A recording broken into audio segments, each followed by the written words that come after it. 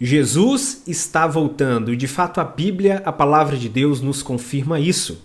Mas como esperar pela vinda de Jesus? É esse o tema do nosso devocional Kairos de hoje. Querido irmão, querida irmã, ao longo da história, muitas pessoas erraram e erraram muito, tentando marcar uma data específica para a volta do Senhor Jesus Cristo. Porém, a palavra de Deus em Mateus capítulo 24, verso 36, nos confirma que isto não está dado ao conhecimento do homem. Isso não está na nossa esfera de conhecimento. Portanto, não cabe ao homem marcar uma data para a volta do Senhor Jesus Cristo. Isso está somente no conhecimento do Senhor. Somente o Senhor sabe com exatidão a hora e o dia da volta do Senhor Jesus. Porém, a palavra de Deus, ela não nos deixa desamparados também quanto a isso. A palavra de Deus nos informa e nos dá indícios para os cristãos, aqueles que creem na segunda vinda de Cristo, observarem a sua volta, as características do seu tempo, para observarem se está próxima ou não a vinda de Cristo. E a palavra de Deus então fala sobre guerras, rumor de guerras, doenças, pestilências, enfim, vários problemas que acontecem no mundo e que dão indícios para nós da volta de Jesus. E de fato, as profecias bíblicas vêm se cumprindo e nos nossos dias parece cada vez mais clara e direcionada à volta do Senhor Jesus Cristo. Nós não sabemos o dia e a hora, mas uma certeza já está no nosso coração enquanto cristãos. A volta de Cristo está cada vez mais próxima. Então, como nós devemos proceder? Como nós cristãos devemos aguardar a vinda de Cristo? O que a palavra de Deus diz sobre isso? Graça e paz, meu nome é Juliano Nascimento e você está no Devocional Kairos. Seja muito bem-vindo, seja muito bem-vinda. Confira se você está inscrito no canal, compartilhe esse devocional se ele tem abençoado a sua vida, deixe também o seu comentário, a sua opinião, deixe palavras aqui para nós lermos depois e compartilharmos, quem sabe, aqui nos próximos devocionais, inclusive também as suas dúvidas a respeito da palavra de Deus. Deixe o seu comentário porque ele é importante e ajuda no impulsionamento do canal. Mas indo ao assunto, eu quero ler com vocês a segunda carta de Pedro no capítulo 3, a partir do verso 11. No capítulo 3, do verso 1 até o 10, o apóstolo Pedro ele vem falar aqui da vinda do Senhor Jesus Cristo, como ela acontecerá. Mas a partir do verso 11, ele fala a respeito de como nós devemos esperar essa vinda de Cristo. E ele diz no verso 11: uma vez que tudo será assim desfeito, vocês devem ser pessoas que vivem de maneira santa e piedosa, esperando e apressando a vinda do dia de Deus. Por causa desse dia, os céus incendiados serão desfeitos e os elementos se derreterão pelo calor. Nós, porém, segundo a promessa de Deus, esperamos novos céus e nova terra, nos quais habita a justiça. Por essa razão, amados, esperando estas coisas, esforcem-se para que Deus os encontre sem mácula, sem culpa e em paz, e considerem a longanimidade do nosso Senhor como oportunidade de salvação. Eu quero primeiro já considerar esse primeiro ponto aqui como alerta para a espera da vinda de Cristo. E considerem a longanimidade do Senhor como oportunidade de salvação.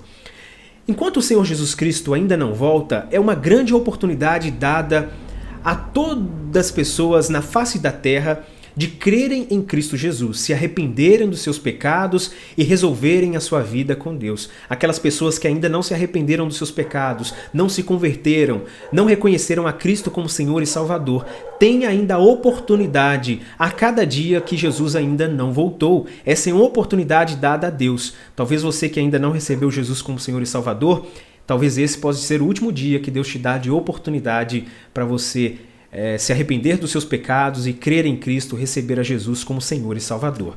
Mas para nós, os cristãos, aqueles que já creem em Cristo Jesus, em primeiro lugar, nós devemos estar sempre vigilantes quanto à nossa vida, quanto ao nosso modo de viver. Não devemos andar dispersos, mas sempre atentos à palavra do Senhor, porque, como nos confirma Mateus 24, verso 36, nós não sabemos o dia, não sabemos a hora, nós não sabemos a data, o momento exato da volta de Cristo. Portanto, nós devemos estar vigilantes, como servos fiéis e verdadeiros, servindo ao Senhor com fidelidade e integridade. Então, em primeiro lugar, nós devemos ter uma vida vigilante, tanto em oração, quanto a observação do nosso comportamento, observando se a nossa vida está de acordo com a palavra de Deus. Nós devemos viver de maneira prudente, porque nós não sabemos se Jesus pode voltar na próxima hora, se Jesus vai voltar amanhã, daqui 1 ano ou daqui 2 anos. É certo que ele está vindo, mas nós não sabemos com exatidão o momento. Portanto, devemos ser vigilantes. Em segundo lugar também,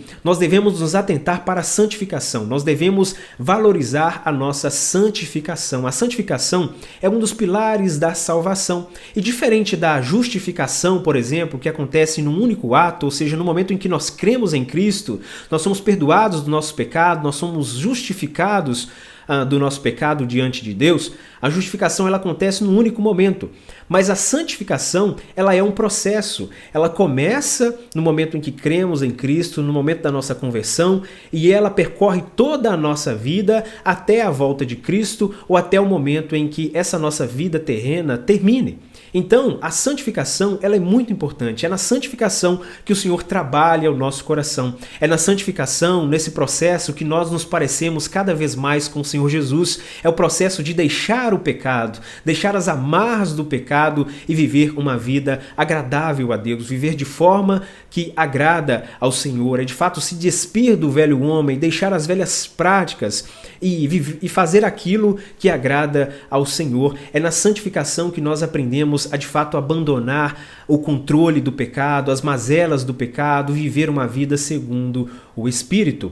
E eu gosto de comparar a santificação, eu já ouvi esse exemplo e acho ele espetacular, como semelhante a uma escada, em que nós nunca podemos permanecer muito tempo no mesmo nível. Nós devemos sempre estar crescendo, sempre melhorando, sempre progredindo para a glória do Senhor. Assim deve ser a vida de todo cristão. Não melhor do que os outros, não melhor segundo a sua própria consciência, mas melhor segundo a palavra de Deus, melhorando, ou seja, olhando para o seu passado e dizendo: eu consegui abandonar aquelas velhas práticas, o Senhor transformou meu coração de tal modo que eu roubava, eu não roubo mais, eu era uma pessoa irada, eu não sou mais, eu era uma pessoa que maltratava as outras, mas agora eu tenho amor, eu tenho misericórdia. Ou seja, essa progressão de vida que soma e colabora para o louvor de Deus. Isso é a santificação. Portanto, aquele que aguarda a vinda de Cristo deve permanecer continuamente nesse processo de santificação, não deve estagnar a sua vida espiritual.